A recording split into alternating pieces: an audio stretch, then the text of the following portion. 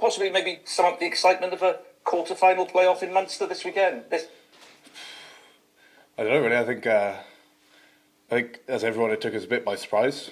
But I think coming in this week, boys are up for it. It's something that hasn't happened for a while here. I think something that the club wanted. As players at the start of the year, we set it out as it's a goal of ours. So to actually achieve it is even better. What were the emotions after Saturday night? It must have been a strange day, not knowing what you had to do, and then a bonus point win would get you there, and you achieved it. It must have been, a lot of euphoria on Saturday night after the game finished. Yeah, it was quite a bit of roller coaster. A lot of boys, I think everyone's a bit confused. They're like, we've actually done it.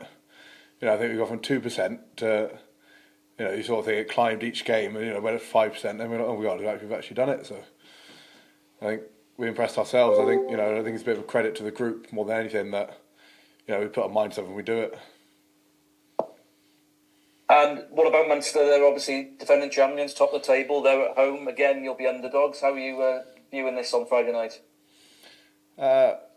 Opportunity. I think there's probably not many games this year when someone hasn't called us an underdog. So if you go with that attitude, it's opportunity is always there for us. Never write us off. And the Munster pack, pretty strong, but you've done very well this year as a pack. Are you looking forward to that challenge? Oh, we obviously had a watch with them, but we look at ourselves more than anything. So that's all we can focus on. We can't focus on them. You just tell us a bit about yourself, Huw. You're obviously you're there now. You're in the first team. You've been there. Just obviously I can read about you on the sort of on the biography and things like that. But how have you got to this point in your career so far? In terms of starting out sort of senior rugby and things. What's the journey been like for you?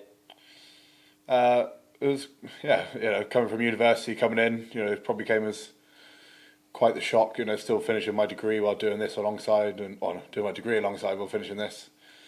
But then, going from there, pushing my way into the squad last year and sort of, getting to experience the big games like last year, Montpellier's away and stuff like that, and even this year getting the big ones in like Gloucester away. So, just take each step as it comes, each game as it comes, and just enjoy it.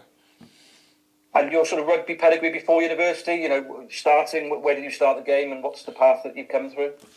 Started off at Blackheath Rugby Club, and then moved on to Old Taymans Rugby Club, playing like county level and stuff in England, all through that. And then went over to New Zealand for a season, back into down to Dunedin for most of the year.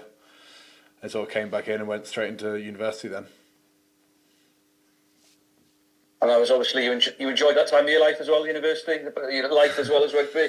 Yeah, I think I had a lot of fun back then. Yeah, it was a good time. And your Welsh roots and how much you like Wales, just to explain those to you? Both my parents are Welsh, all my family's are Welsh, so I've had no choice since the day I was born to be, as my dad put it to his mates, he's had a Welsh blood transfusion, so he's safe.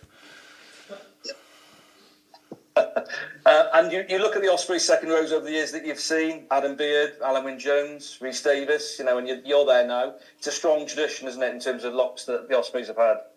Oh, definitely. It's a club with pedigree in one position. I think it's has been for years.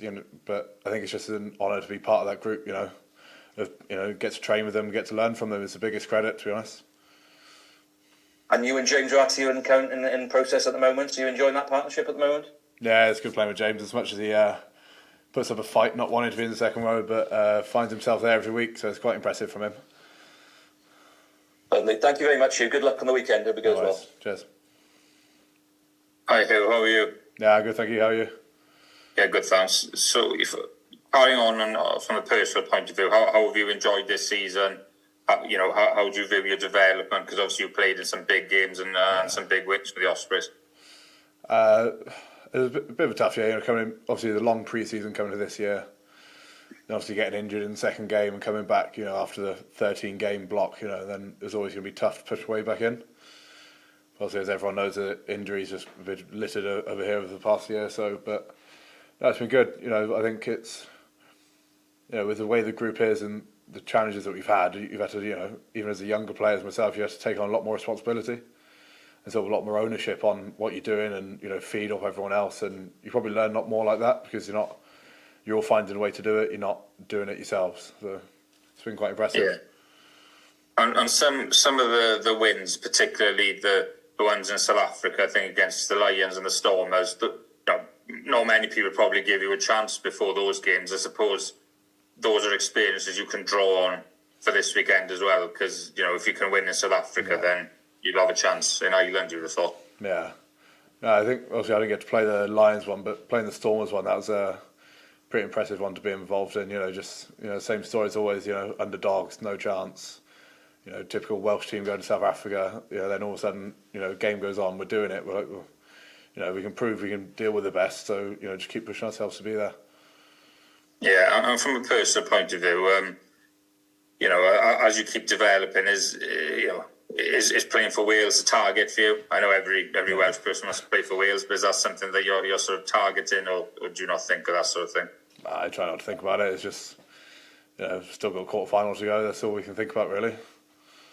Yeah, and in terms of this game this weekend, what do you think the biggest challenge is going to be from a Munster perspective? What are the areas you think you're going to have to be on top of your game if you are going to sort of win?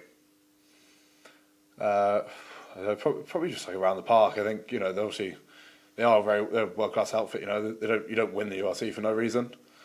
So it's just big teams will capitalise on our mistakes. So we just got to cut them out, really. If they look, make sure everything's important. Everything you do, you look after yourself. Yeah, brilliant. Thanks for answering my questions, and good luck in the weekend. Cheers, thank you. Hi, Huw. I'd just like to go back a bit more to your background. Coming through in England, not part of the academy system, and then coming through the universities for a long time. That Bucks route was quite rare, but just in the last couple of years, both in England and beginning in Wales, it's becoming a much more popular route, especially maybe for yourself in your position where physical development's such a big part of it. Just give an indication of how important that alternative path, because you're not in an academy from 18 up.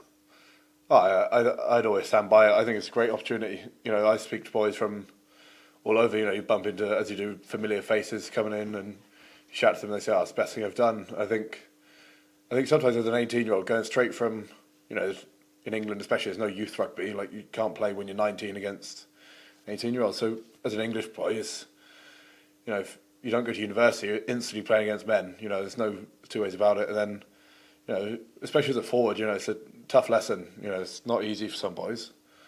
As you give the boys a chance, for 4 years, 3 years to, sort of master their craft and almost find out what they're good at and give a bit more personal development than you might get at like an adult rugby club.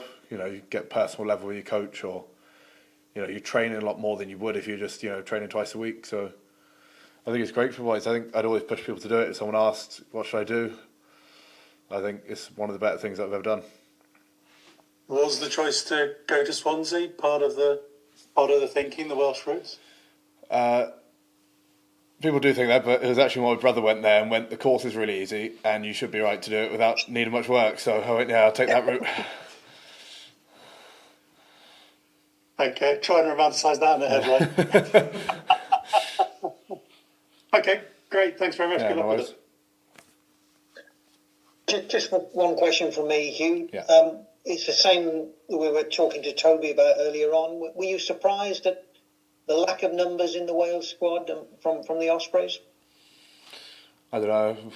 It's not my place to comment, really. It's out of our hands. It's not a decision. I think as a club, we thought he might have been all right, but just the way it is. Hopefully, boys, week in, week out, if boys keep putting in performances, always puts a hand up and say you can't not. So yeah, is it something talked about on the training field or the dressing room that people maybe have a point to prove?